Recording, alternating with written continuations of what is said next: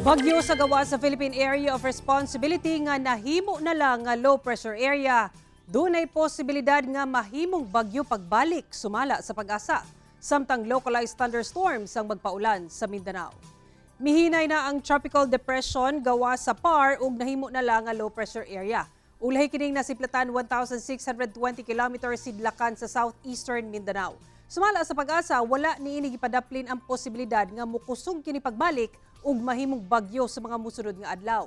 Posible sab kining musulod sa PAR ugma o sa Huwebes ug tawagon kining bagyong Kabayan. Sa karon wala pa kini direktang epekto sa panahon sa nasud, apan dunay mga pag-ulan nga dala sa localized thunderstorm sa Mindanao. Base sa datos sa Metro Weather, ulanon ang mga lugar sa Zamboanga Peninsula, Northern Mindanao, Soc-Sargen ug Caraga. Busa mag-amping gihapon mga kapuso sa posibleng pagbaha o landslide.